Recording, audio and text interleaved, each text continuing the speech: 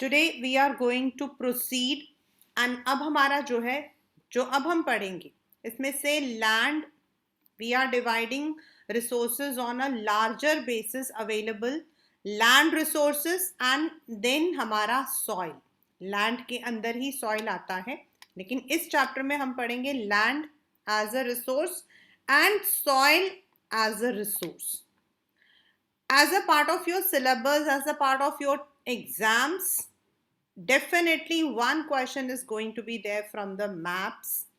And if there is a 3 marker question from these two concepts, then one question is you may be asked to write about any one soil, and then it may be how we can protect soil erosion.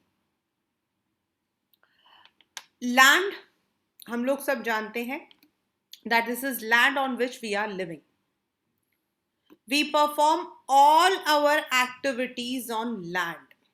So that is why it is a natural resource which is important. यानी कि अगर हम कहते हैं minerals आते हैं तो land. If we say flora and fauna, तो again it is land. And if we have built up the houses, we have built up the flyovers, again it is land. Yani it is supporting the vegetation, wildlife, human life, economic activity, transport, everything. So it's an asset of a finite magnitude. Ab now what is the meaning of finite magnitude? Means it is available, but there is some limit. There is some limit. Let us now come to this. आपके paper के अंदर जो question आता है, ये जो land utilisation है, इसमें से आ सकता है. And this question for past some years it was also in the source based question. मतलब आपको जो है you have been given the entire passage and you have been asked to write the answers from that.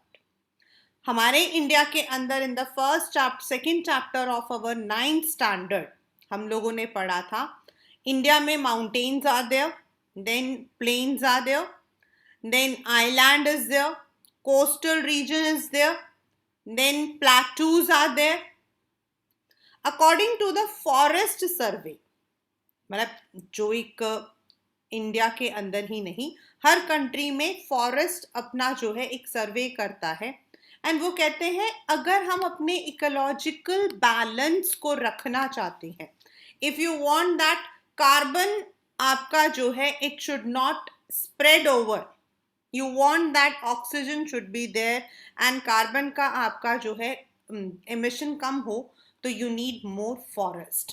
कल मैं पढ़ रही थी actual में there is one group current activities का, तो I was studying that Bhutan is a country जहां पर carbon emission is 0. Can you believe in Bhutan? और भूटान हमारा पड़ोसी है. भूटान के अंदर जो कार्बन एमिशन है, मतलब they are having 0 carbon emission. हमारे यहां पर तो इट इज टू मच. तो दैट मीन्स अगर हमारे कंट्री के अंदर फॉरेस्ट ज्यादा होंगे तो आपका जो इकोलॉजिकल बैलेंस है वो बना रहता है. But in our country 43% is plain, और plain is very very important for agriculture, for industries, for preparing the roads and all. Mountain है, mountain is important for rivers, forest. And then we are also having the plateau, जो हमारे India के अंदर plateau region is completely full of minerals. छोटा Nagpur plateau, iron and steel. Then if you come to the Maharashtra plateau, वहां पर you will be finding the black soil.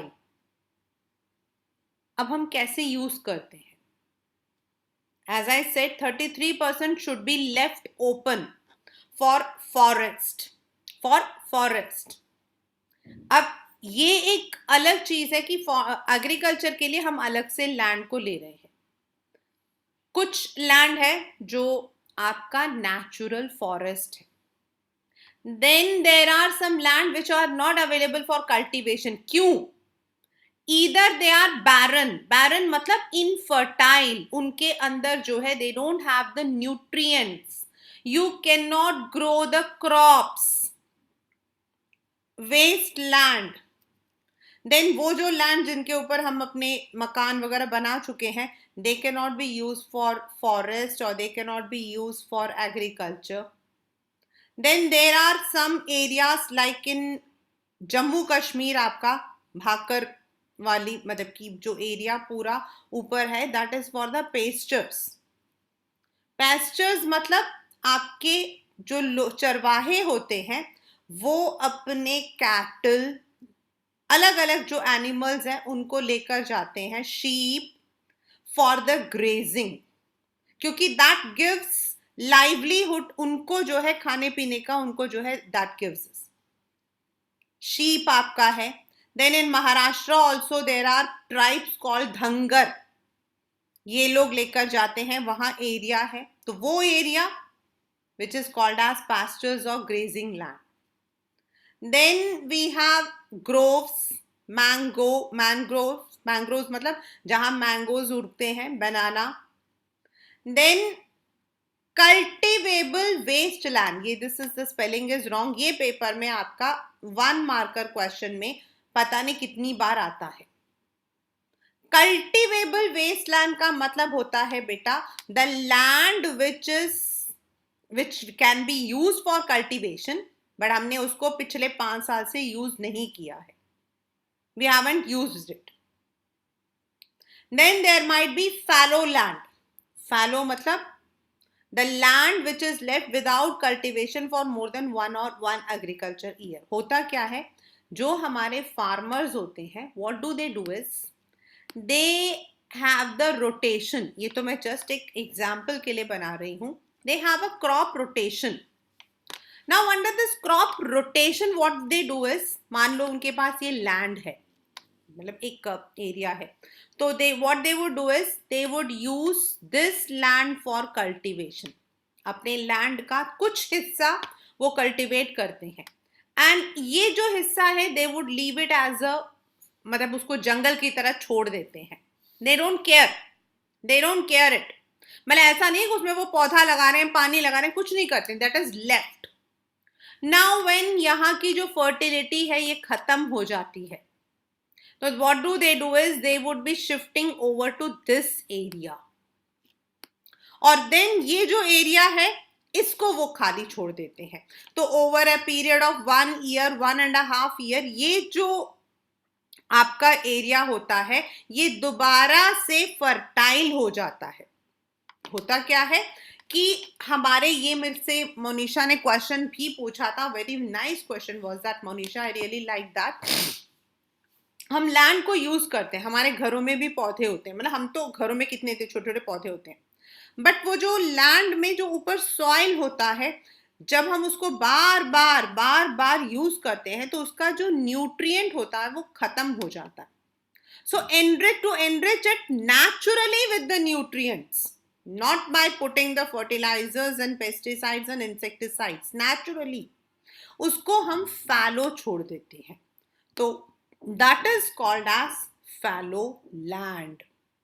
And in India we have slash and burn agriculture, जो आप second chapter में पढ़ोगे. Slash and burn का मतलब यही है, दैट इज इन क्रॉप को हम रोटेशन में करते हैं, एक एरिया को हम खाली छोड़ देते हैं और फिर उस एरिया वो जो जंगल सा बन जाता है उसको हम जला देते हैं. जलाते मतलब क्यों जलाते हैं, जिससे कि वो जो जंगल सा है वो चीज जल के सिर्फ आपके पास लैंड बच जाए. And then we grow the crops in that. So that is called as fallow land. The fallow land which is left for 1 to 5 years. Now ये सब अब मान लो हमारा देश है, ठीक है ना, मैं एक वैसा ही बना रही हूँ. That say ये हमारे पास में जो है, this is a land which is available for in India. 100% ये है. अब हमारे पास 100% land नहीं है, because some of the areas in Jammu Kashmir, some of the areas in Arunachal Pradesh हमारे पास नहीं है. अब इनमें से कुछ ऐसे हैं जो माउंटेन्स हैं, कुछ के ऊपर हमने जो है घर मतलब रोड फैक्ट्री सब बना दिए हैं, कुछ हमारे पैस्चर लैंड्स हैं, कुछ हमारे लैंड्स हैं जो फैलो हैं या कल्टिवेबल नहीं है। तो जो हमारे पास बच गया, ये जो बच गया है ना, इसको हम बोलते हैं नेट। ये वो एरिया है जिसको हम एग्रीकल्चर के लिए यूज करते हैं, जिसको हम एग्रीकल्चर के लिए यूज करते हैं, and that is called as net. मतलब ये एरिया वो है जिसमें हम सो करते हैं the seeds. This is the area in which we sow the seeds, which is called as net sown area. But kabhi kabhi, this is one of the most important one. I don't know, but this question comes very often in the papers. Area sown more than once in an agriculture year plus net sown area is known as gross cropped area. अब इनमें हम कुछ areas को use कर रहे हैं, लेकिन अगर हम इन पूरे एरियाज को एक नहीं 2 बार यूज करते हैं, sometimes the farmers use it twice, then it is called as gross. मतलब ओवरऑल हमने यूज कर लिया for the agriculture. And there are many examples in the field in the with the farmers जहां they have gross cropped area। Gross crop का area का मतलब हो जाता है एक जमीन जिसमें कुछ लैंड तो वो यूज नहीं करते हैं, नॉर्मली वो छोड़ते हैं, बट उसको भी उन्होंने यूज किया, और जिसमें उन्होंने पौधा लगा रखा उसे 2 बार they are using in a calendar, in a year, that is called as gross cropped area. हमने पालमपुर में पढ़ा था, इफ यू रिमेंबर, कि पालमपुर के अंदर they use to have 4 kinds of crops. They use to so the, मतलब वो लोग बाजरा लगाते थे, पोटैटोज लगाते थे, शुगर केन लगाते थे और व्हीट लगाते थे, है ना। तो जब वो इस तरीके से, अब एक साथ तो आप चारों को साथ में तो नहीं लगा सकते हो ना, तो you might be using it twice. Like sugar cane आपका पेरिनियल है, एक बार लगता है, लेकिन पोटैटोज को यूज किया, फिर उसी जमीन पर आपने जो है बाजरा लगा दिया। तो ऐसे जब यूज करते हैं तो उसको हम बोलते हैं gross cropped area, right. This, ये जो मैंने ग्रॉस क्रॉप्ड एरिया बोला है ना, kindly remember that this question comes for 1 marker और 2 marker as it may B.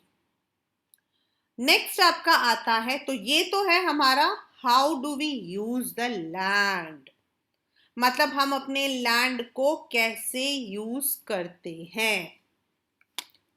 In India land use pattern हमारे यहां पर क्या है, in some areas we are having mountains, in some area we have dense population, some areas we have culture. मतलब ये आपका ये वाला जो दिस स्टेटिस्टिक्स है, दिस ग्राफ, ये वाला, this comes in the paper, और आपसे सिर्फ एक क्वेश्चन पूछा जाता है, व्हाट इज मतलब कि what is the percentage of barren and unculturable waste land, तो आपका 18.11 ऐसे आपको, मतलब this is the graph which shows there is decrease in some land pattern, तो there is increase in some, जैसे कि आपका फैलो जो है वो इंक्रीज हो गया है, वेस्ट लैंड आपका 4.9 हो गया है। तो you may be asked this as a graph question. Please कभी भी इसमें आपके इको या ज्योग्राफी में जहां पर भी ग्राफ क्वेश्चंस होंगे, don't leave them, that will be there as a part. Now as I said, in our country we don't use the entire area available। हमारा एरिया वैसे तो 3.28 मिलियन स्क्वायर किलोमीटर है, but we are using only 93% of the total, क्योंकि कुछ areas हमारे हैं which have been occupied by other countries like Pakistan, China, और उन एरियाज को अभी हम यूज नहीं करते हैं। The land under permanent pasture has also decreased। क्यों? क्योंकि either we have transformed those lands into something else, और आपको पता है pasture land को अगर आप कम कर दोगे तो हमारे कैटल को हम क्या खिलाते हैं, बट बहुत सारे आपके जो पैस्टोरल्स हैं, यानी कि आपके चरवाहे, they have also in fact reduced. Now we don't have the pastorals. अब बहुत सारे पैस्टोरल्स हैं जिन्होंने अपने आप को जो है ट्रांसफॉर्म कर लिया है इनटू फार्मर्स. कुछ लोगों ने अपनी परमानेंट जॉब्स कर ली हैं. तो क्यों? क्योंकि हमारे जो फैलो लैंड्स अभी हमारे जो भी हैं pasture lands, they are becoming very very infertile. And hence these lands हमारे पास most of the other current fallow lands are either of poor quality or the cost of cultivation is very high. Hence these lands are cultivated once or twice in about 2 to 3 years and are included in the net sown area. Then the percentage of net sown area in India comes around 54%. मतलब जितना हमारे पास land है उसमें हम सिर्फ 54% को use करते हैं for agriculture. But it is different. Punjab में आपका ज्यादा है, अरुणाचल प्रदेश में ओनली 10% इज यूज्ड. रीजन यहाँ पेपर में लिखा हुआ देखो. Find out the reasons for the low proportion. Because Arunachal Pradesh is on the hill top. वहां you don't have the technology. There you don't have and you cannot grow all the crops also. Whereas Punjab and आपका जो हरियाणा है, it is on the plain, it is near the rivers, so इसको cultivate करना easy होता है. Forest area, as I said, National Forest Policy. According to them, we should have 33% to maintain the ecological balance. Yes, अभी मैं 10 days before I was studying a survey and according to them definitely पहले हमारा 23 to 24% था. It has increased. That's a very good news. But still 33% होना और 27% होने में बहुत फर्क है. हमने वो जो फॉरेस्ट है, we have used it for different purposes. A part of land is termed as waste land and land put to other non-agricultural uses. मतलब वेस्ट लैंड कौन से होते हैं? या तो वो रॉकी, एकदम चट्टान, एरिड, जैसा आपके राजस्थान में है डेजर्ट वाला. दे can not be use for agriculture. इनमें से कुछ ऐसे लैंड हैं जिसमें हम लोगों ने रोड, रेलवे बना लिए हैं. जैसे मध्य प्रदेश के अंदर आपका जो रेलवे ट्रैक जाता है, that goes through the forest area only. And that is why the land is also exploited. The land is exploited due to various reasons जो अब हम पढ़ेंगे. And it has resulted in land degradation. This in turn has serious repercussions on society. Repercussion का मतलब होता है consequence. मतलब हमने लैंड को एक्सप्लॉइट किया, ओवर यूज किया. ये वाला जो है, this will be coming in your paper as a 1-1 marker. इसमें आपसे क्वेश्चन पूछा जाएगा कि इन स्टेट्स में what is the reason for land degradation. इन स्टेट्स में व्हाट इज द लैंड मतलब की डिग्रेडेशन का मतलब these are the different reasons. Not everywhere the same reason applies. जैसे deforestation, overgrazing, mining, quarrying. What is the meaning of mining and quarrying? मतलब what is the difference? Mining आपका होता है बेटा क्लोज. मतलब जैसे केव्स हैं आपके, कोल का होता है, कोयले का, तो वो ऐसा होगा बिल्कुल जैसे केव्स होते हैं, चट्टान होते हैं उनके अंदर, और उनके अंदर जो है आपके कोल को निकाला जाता है. वेयरएज आपका जो एल्यूमिनियम है, दैट इज एन ओपन पिट. जैसे गड्ढे खोदते हैं हम लोग, वैसे बड़े बड़े गड्ढे खोदे जाते हैं एंड जमीन से जो है मिनरल्स को निकाला जाता है. That is called as quarrying. मतलब माइनिंग एंड क्वारिंग दोनों ही मिनरल्स के लिए यूज होता है. जो क्लोज होता है that comes under the mining and the open comes under the quarrying. In states like Jharkhand, Chhattisgarh, इसको आप लोग प्लीज अंडरलाइन कर लेना. ये आपके 3 डिफरेंट आएंगे. झारखंड, छत्तीसगढ़, मध्य प्रदेश एंड उड़ीसा, यानी कि आपका जो ईस्टर्न साइड है, यहां लैंड डिग्रेडेशन का कारण क्या है? Deforestation due to mining. मतलब यहां पर लैंड इसलिए डिग्रेड हुआ है क्योंकि यहां माइनिंग ज्यादा है। आपका पूरा आयरन एंड जितने भी आपके आयरन एक्सकेवेशन है वो सारा यहीं पर है। मध्य प्रदेश अगेन, गुजरात, राजस्थान, मध्य प्रदेश का इधर वाला area western side, and Maharashtra over grazing. यहां चरवाहे जो हैं they over graze, this is one of the reason. Punjab, Haryana, western Uttar Pradesh, यहां पर ओवर इरिगेशन। यानी what is the meaning of over irrigation? होता क्या है, Punjab Haryana are coming under the green revolution.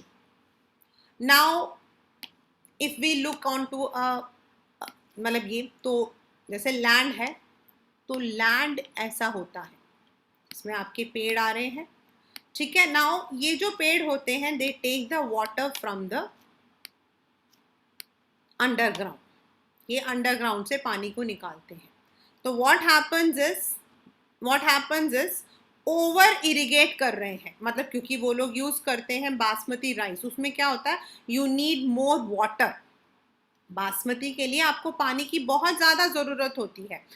Similarly आपकी गेहूं के लिए पानी बहुत जरूरत होती है। So they draw the water through the wells, through the tube wells, through the मतलब की डैम्स, और उसकी वजह से क्या होता है, आपका ईदर या तो ऊपर पानी लॉक करता है, पानी ठहर जाता है, तो जो मिट्टी होती है, जो लैंड होता है, वो डिग्रेड हो जाता है, उसमें आपके जो न्यूट्रिएंट्स होते हैं वो खत्म होकर वो नमकीन बन जाता है। And if the soil is saline, saline अगर होगा तो आपके क्रॉप्स ग्रो नहीं करते। So this is one of the reasons. The mineral processing like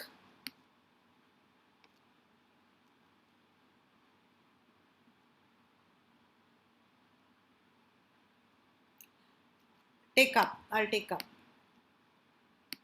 after this.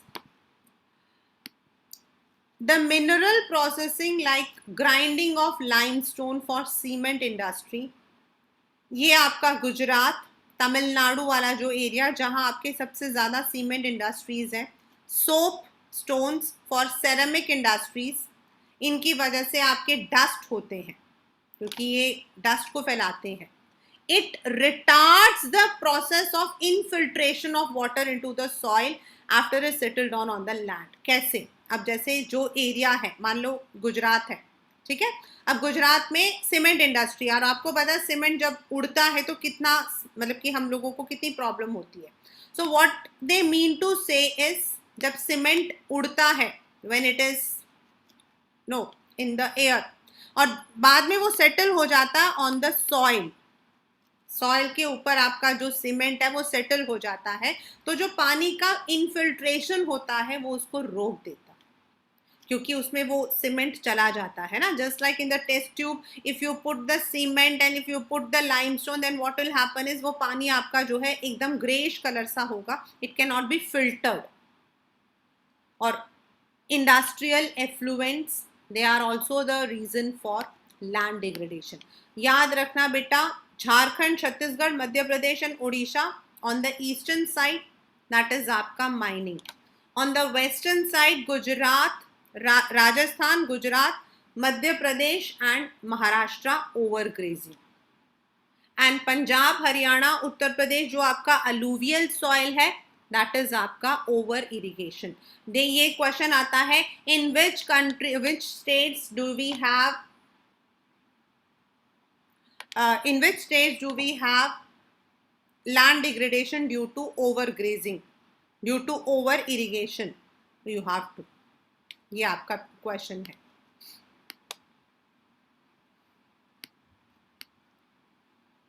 That means we can definitely we can do something, we can manage the grazing। ये हम लोग जो है ये वाला पूरा का पूरा we will again do in the soil also। We can plant shelter belts. Then जहां आपके सैंड उड़ते हैं वहां पर हम लोग ऐसे बुशेस लगा दें. वेस्ट लैंड माइनिंग एक्टिविटीज पर थोड़ा सा ज्यादा ध्यान दें. इंडस्ट्रियल वेस्ट जो होता है जिसको हम लोग जो है डिस्पोज करते हैं इनटू द लैंड और इनटू द वाटर, उसको चेक कर सकते हैं. There is one area in Delhi that is called as Model Town. तो मॉडल टाउन के अंदर क्या है, मतलब अभी रिसेंटली 4-5 years बैक क्या हुआ, there was an article that many people had got skin cancer. Can you imagine skin cancer?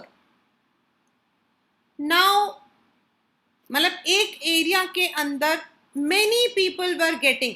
Doctors को भी थोड़ा सा लगा कि एक पर्टिकुलर एरिया से ही क्यों ये आ रहा. So they tried to find out the reasons for that. And what they found was that area के अंदर जो आपके इलेक्ट्रॉनिक वेस्ट होते हैं, that is जो कंप्यूटर से जब निकाल देते हैं मदरबोर्ड से जो उसको फेंकते हैं, वो जो रेडियो एक्टिव होते हैं वो वहां डंप किया जाता है. And that was a reason कि वो एक पर्टिकुलर एरिया के अंदर the people were getting either the eye irritation और the skin allergies. So this is how land is degraded and we need to check all these activities. हम अपने घरों के आगे रहते हैं, हमें लगता है बाहर कूड़ा तो हमें क्या करना है, हमारा घर साफ है. But if the land is degraded outside, it is, वो लैंड ऐसा नहीं होता कि आपके जमीन के नीचे की जो जमीन है वो बिल्कुल ठीक है, बाकी व्हेन लैंड इज डिग्रेडेड तो उसका आसपास का पूरा एरिया खराब हो जाता है. लाइक हम माइनिंग कहते हैं, क्वारिंग कहते हैं. अब मान लो कि एक एरिया जहां क्वारिंग हो रही है उससे रिलेटेड 20 किलोमीटर तक का जो एरिया होता वहां आपका डिग्रेडेशन होता. ये ऐसा नहीं है कि वो एरिया है तो वो एरिया ही आपका डिग्रेड होगा, नो, क्योंकि लैंड आपका फैलता है, it spreads. So that is why we need to check the land degradation also. Now comes soil as a resource. There was a beautiful question by Monisha that day ki why soil is called as a renewable natural resource. She said, ma'am, over the period it takes billions of years to the soil to get renewed. See, as I said, अभी मैंने आपको ऊपर बताया था कि आप अपने घरों के अंदर भी देखोगे तो ओवर द पीरियड अगर एक सॉइल जो है वो थोड़ा सा खराब हो गया तो हम उसको छोड़ सकते हैं. We can add on some fertilizers, we can add on some some kind of chemicals, और हम जो सॉइल है उसका जो अपर लेयर है उसको हम दोबारा फॉर्म कर सकते हैं. सो soil is the most important renewable, क्योंकि लैंड के ऊपर जहां एग्रीकल्चर है वो आपका सॉइल की वजह से है. अगर हम कहते हैं कि in coastal areas we get coconuts, that is because of the soil there, because of the climate there. If we say we can get pears and apples in Jammu Kashmir, Kullu Manali, that is again because of the soil and the temperature. So it is the medium of plant growth, also supports the living organisms. अब ये जो paper में आपका आता है, the soil is a living system. Explain. The soil is a living system. Explain. Why हम इसको living being नहीं बोल रहे हैं, हम बोल रहे हैं living system. तो what is the meaning of living system? मतलब now what do we need? जब आप पैदा होते हो तो आप इतने से होते हो, मतलब इतने तो होते ही, वो अलग बात है, कोई थोड़ा थोड़ा बड़ा होगा, ठीक है ना. बट अब आपकी ग्रोथ देख लो क्या है. Some of you might be 6 feet, some of you might be 5 feet, है ना. तो how you have grown. Then आपकी शक्ल हो सकता है आपकी नाक मम्मी से मिलती हो, दूसरी चीज पापा से मिलती हो, कुछ दादा दादी बुआ, दैट इज कुछ आपके टेस्ट, मतलब आपकी मम्मी के जैसा आपका टेस्ट हो सकता है, आपके पापा के जैसा आपका टेस्ट हो सकता है. मतलब that difference from different to people to people. Like my elder daughter is, though she would be, हम दोनों का जो blood group है दोनों का same है, AB positive, but she is a ditto copy of her father in everything. मतलब उसको अपने फादर के जैसा ही, मतलब वो गुस्सा वैसा नहीं करती जैसा मैं करती हूँ. मैं तो एक बार में लड़ा बोल के चला जाऊंगी. उसका गुस्सा होता है वो काटने वाला, बिल्कुल अपने पापा जैसे. ड्राइविंग में she is just like a father. My husband can drive hundreds of thousands of kilometre, she can also. छोटी वाली बिल्कुल मेरी कॉपी है और मुझको रोज एक ही बात बोलती हूँ, मेरी जैसे मत बनो. She is very positive about cooking. जैसे मेरे को है, शौक है, बड़ा शौक है मुझे खाना. तो मीन्स घर में सबका एक होता है some nature, some likings. Similarly, जो हमारा सॉइल है, it also is a living system. It also has a system of growing, and the external factors, internal factors, जैसे मैंने भी आपको बताया, इंटरनल फैक्टर्स हमारे हेरिडिटी, जो आपके 10th में एक बहुत अच्छा important chapter in biology, a very good chapter. It takes millions of years to form soil. अब सॉइल को फॉर्म करने में मिलियंस ईयर लगते हैं, उसको रिन्यू करने में नहीं. रिन्यू होता ऊपर का लेयर, और वो जो नीचे से मिट्टी बनती है किसी जगह पे, उसको आपको लगता है मिलियंस ऑफ ईयर्स. रिलीफ का मतलब where that soil is there, whether it is on the mountain, whether it is there in the plateau, whether it is in the plain. Parent rock और बेड रॉक, मतलब सबसे नीचे जमीन में, जहां पर आपका सबसे नीचे एरिया किस रॉक से बना हुआ है. As I said, like parent, हमारे फादर और हमारे मदर के जैसे हमारे चॉइस. वहां climate, vegetation, other forms of life and time are important for the formation of soil. Various forces such as change in temperature, running water, wind, glaciers, activities of decomposition, ये भी आपका जो है soil पर असर करता है. Chemical and organic changes which take place in the soil are equally important. तो जैसे हमारे अंदर, like in the human, we have some physical changes, we have some, we also have some changes. Similarly, soil also undergoes many changes. That is why it is called as living organism. यहाँ पे जो आपका living लिखा हुआ है, ये paper में आपका आता है. Why it is called as a living system? This is because as the living system undergoes some changes, as the living systems, मतलब जो कैरेक्टर्स होते हैं, दे आर इन्फ्लुएंस्ड. वो जो है बाहर की चीजें, हमारे पेरेंट, हम जिस जगह पे रहते हैं. देखो, इंडिया के अंदर जो रहते हैं ना हम लोग, हम कितने भी गोरे क्यों ना हो, हम अमेरिकन जैसे गोरे नहीं है. क्यों? हम चाहे उनके जैसे पूरे दिन ठूस लें, पिज्जा बर्गर सब ठूस लेंगे ना, तो भी हम उनके जैसे गोरे नहीं है. रीजन क्या है? That is because America latitude में एक अलग जगह पर है, वहां का जो हवा पानी है वो अलग है.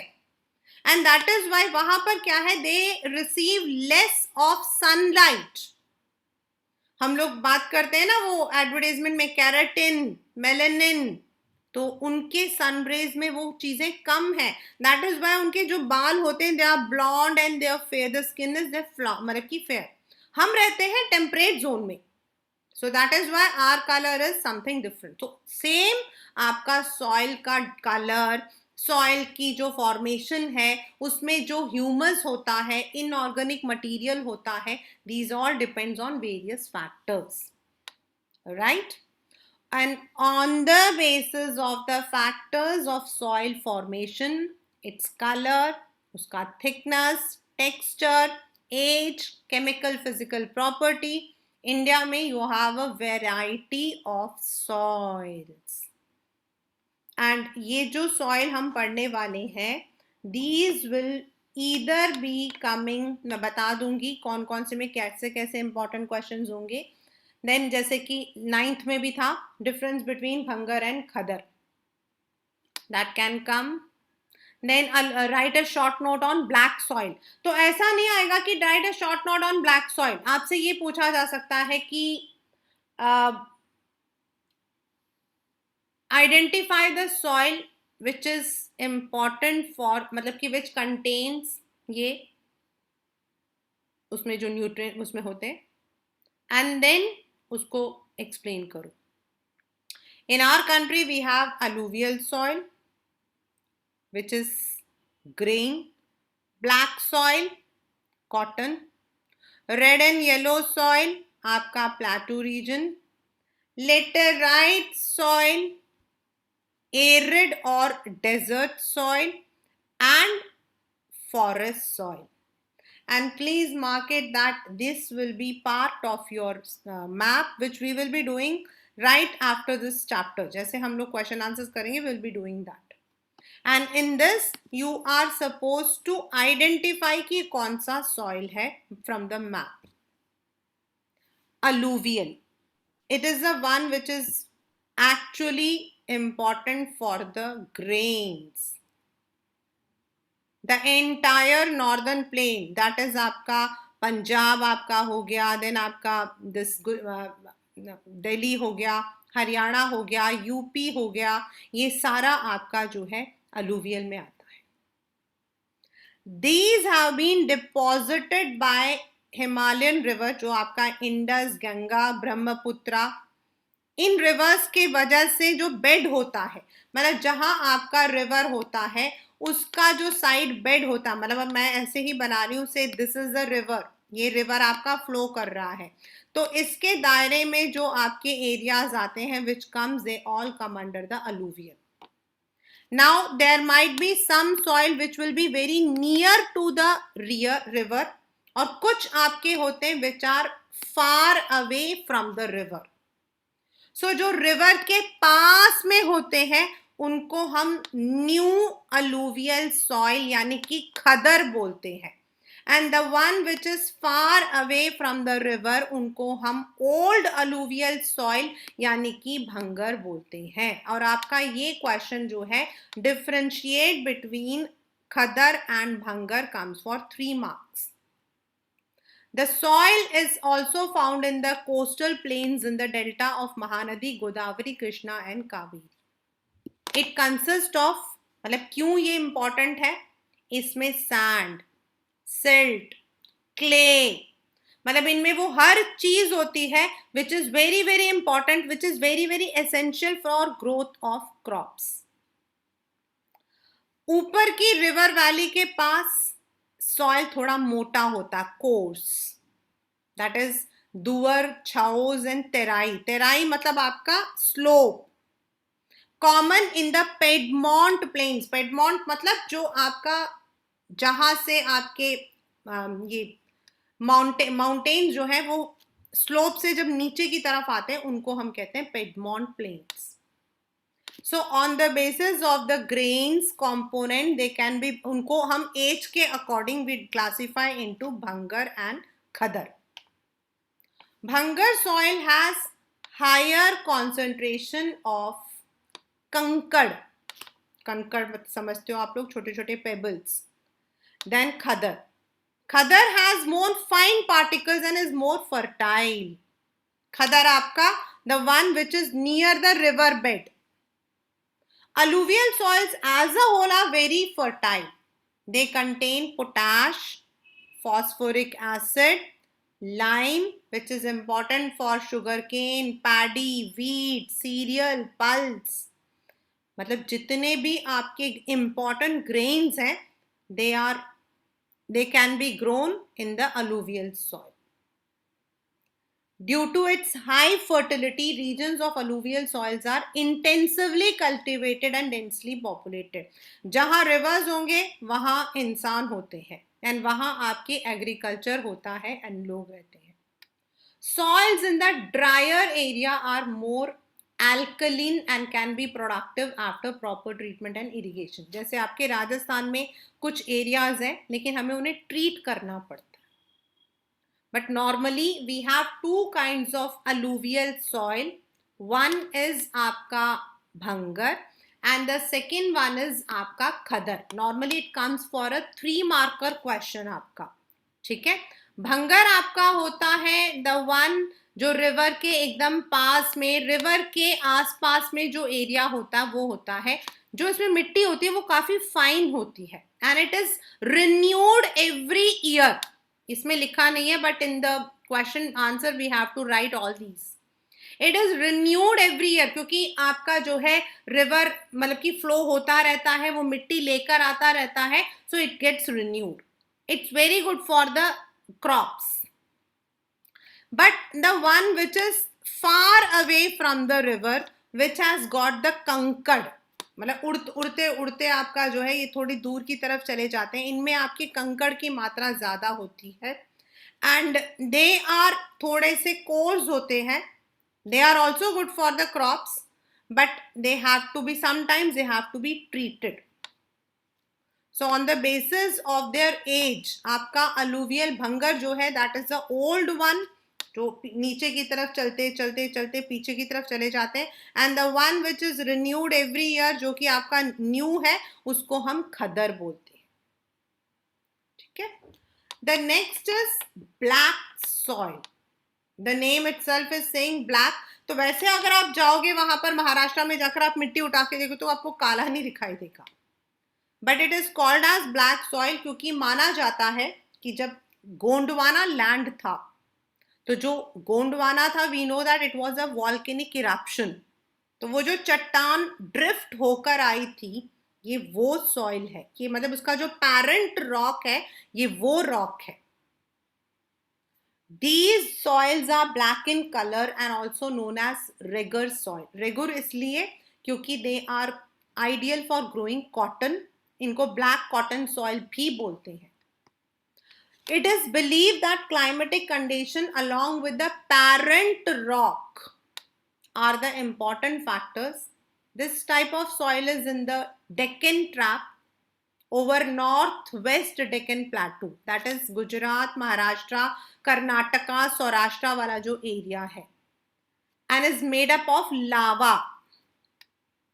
They cover the plateaus of Maharashtra, Saurashtra, Malwa. Malwa आपका Madhya Pradesh, Indore, Chhattisgarh and extend towards Godavari and Krishna. The black soils are made up of extremely fine clayey material. हम घर में वो clay यूज करते थे ना बचपन में वैसा. तो आप अगर क्ले को देखोगे तो आप लोग देखोगे जब हम लोग उसको यूज करते हैं तो बड़ा ही इट हैज अ मॉइस्चर, गीला गीला होता है, लेकिन जब हम उसको थोड़ी देर छोड़ देते हैं वो एकदम सूखा हो जाता है. The same thing is with the black soil. They are rich in calcium carbonate, magnesium, potash. This map we will be doing. And lime. They are generally poor in phosphoric. जब बहुत गर्मी होती है तो इनमें क्रैक्स आ जाते हैं which helps a proper aeration, मतलब सॉइल में हवा आती है, एयर आता है. They are sticky. आप उन पर काम नहीं कर सकते हो. Difficult to work on unless tilled immediately. जब अगर वो गीला होगा ना तभी अगर आप उसको tilled का मतलब होता है फार्मिंग करना. अगर आप सूखे में करोगे तो नहीं कर सकते. It is very very difficult. And normally it is not that कि इसमें और कुछ नहीं आता, but most of the time it is for the black cotton. Red and yellow soil, as the name suggest, red and yellow. इसकी क्या है, वैसे तो it looks like yellow colour, but when it is hydrated, इसमें पानी डालते हैं तो it looks yellow when it occurs in a hydrated form. Basically क्या है, इनमें आपके जो है presence of iron is there, और आपको पता है फेरिक एसिड आपका रेडिश कलर होता है. Red soil develops on crystalline igneous rocks in low rainfall in eastern and southern part of Deccan Plateau. आपका छोटा नागपुर प्लेटू, उड़ीसा, छत्तीसगढ़ का जो एरिया है which is more into iron and all. The soil develops a reddish color due to diffusion of iron in crystalline and metamorphic rocks.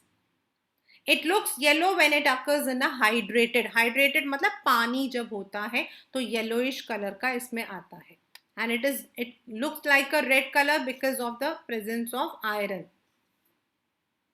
Laterite soil, laterite का मतलब होता है, ये वाला आता है, मैंने मेरे जो when I will be sharing the notes सबसे आगे लिखा हुआ देखना, the soil which is form due to leaching, the soil which is form due to leaching, मतलब लीचिंग का मतलब पता है क्या होता है, जब तेज बारिश होती है, तो बारिश तेज होगी तो क्या होगा, आपका जो ऊपर का जो हिस्सा होता है उसमें गड्ढे से मतलब गड्ढा नहीं पड़ता है, बट वो जो ऊपर का जो आपका नेचर होता है वो एसिडिक हो जाता है, and it is not fit for agriculture.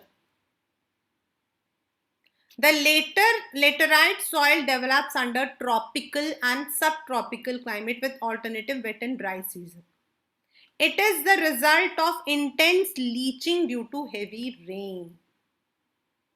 These soils are mostly deep to very deep, acidic, pH value 6 से भी ज़्यादा, generally deficient in nutrients, and आपका southern states that is आपका तमिलनाडु केरला के parts हैं, लेकिन इनमें क्या आता है आपके काजू, that is आपका, then you have cashew nuts, cardamom, जितने भी आपके मसाले होते हैं, this what you call as black pepper, ये यहाँ grow होते हैं. They are in the western ghats of Maharashtra, Odisha, parts of West Bengal and North also. These soils support deciduous and evergreen. It is humus rich but sparse vegetation. आप कह सकते हो इसमें humus की मात्रा कम होने की वजह से they are not able to hold the crops. They are prone to erosion and degradation due to their position on the landscape. मतलब जिस जगह पे ये है ज्यादा इरोड हो जाते हैं, वो इरोड का मतलब होता है जो ऊपर का लेयर है वो खत्म हो जाना. After adopting appropriate soil conservation technique, particularly in Karnataka, Kerala and Tamil Nadu, it has been used for coffee, tea. Then red laterite is suitable for crops like cashew nuts. हमने बहुत देखे, हमारे तमिलनाडु में हम बहुत देखते हैं. एंड केशू नट्स की एक बड़ी मतलब कि we are very found of cashew nuts देखने के लिए. दिस इज बिकॉज उसकी एक खासियत होती है, केशू नट का जो सीड होता है ना वो बाहर होता है. तो वो हमारे तमिल में ना वी हैव वन मतलब कि मुहावरा भी होता है कि कोई जो बहुत जल्दबाजी करता है ना काम करने में, हेस्टी, तो हम उसको बोलते हैं तो you are like a cashew nuts seed, तुम जो हो ना उसके सीड के जैसे हो, क्योंकि वो पहले आ जाता है. नॉर्मली हमारे जो सीड्स होते हैं they are inside the fruit, लेकिन इसमें जो फ्रूट का जो फ्रूट होता है वो बाद मतलब कि जो सीड होता है वो बाहर निकल के आ जाता है. So this is basically laterite. Arid, इसको हम डेजर्ट सॉइल भी कह सकते हैं because in some of the map questions instead of arid they give the desert soil. Desert arid मतलब which is red to brownish colour, sandy because वहां बारिश कम होती है, सेलाइन जैसे आपका सांभर लेक है द एरिया इन राजस्थान, उसमें आपका सॉल्ट कंटेंट बहुत होता है, that is why it is use for the derivation of salt also. Climate आपका ड्राई, टेम्परेचर आपका हाई, इवोपरेशन ज्यादा, इसीलिए ना तो इस सॉइल में मॉइस्चर होता है ना ह्यूमस होता है. And then they are also having kankar, calcium content, और इस वजह से क्या होता है कंकड़ होने की वजह से पानी फिल्टर नहीं हो पाता है. So that is why parts of Rajasthan and Gujarat have arid soil, जिनको हम मतलब कि दैट इज वाई यहाँ पर आपके वेजिटेशन में अगर आप देखोगे तो thorny vegetation, then acacia, acacia आपका जो है वहां पर आपका, देन पाम ट्रीज, जिनमें आपके जो लीव्स हैं they can hold the water, जिनमें वो स्टेम्स होते हैं जिसके अंदर वो छोटे सक्यूलेंट्स होते हैं, थॉर्न्स होते हैं, उस तरीके के पौधे यहाँ आते हैं आपके, cactus, acacia. Some of the areas in western Rajasthan have been properly उनको जो है ट्रीट किया गया है. Last but not the least is forest soil. हम फॉरेस्ट सॉइल को we also call as montane soil. मतलब आपके पेपर में they can also come as montane. जैसे मैंने बोला एरिड का नाम आपका जो है it can come as a desert soil, तो forest soil can be also called as montane soil because they are found in the hilly and mountainous region जहां आपके फॉरेस्ट है. एंड जो इसका टेक्सचर होता है वो अलग अलग होता है, loamy, silty. Silty is very good because that can hold the agriculture.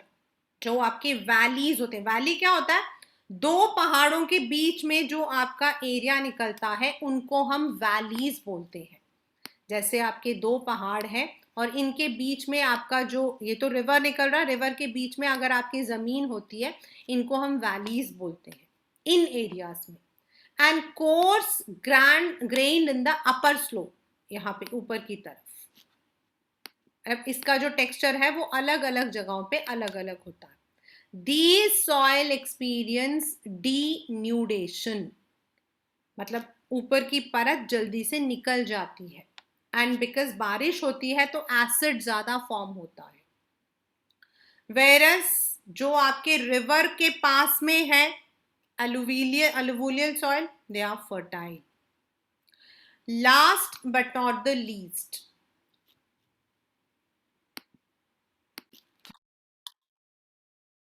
before we start the next class, once again I'll take up the last portion and I'll also show you the contour plowing कैसा होता है on the, मैं आपको दिखाऊंगी how we do the contour plowing, then you will be able to understand. मतलब ये अगर आपके पेपर में क्वेश्चन आता है कि what are the ways to curb, stop soil erosion, तो contour plowing, shelter belts, आपके terrace farming, strip farming, these are the methods, and afforestation.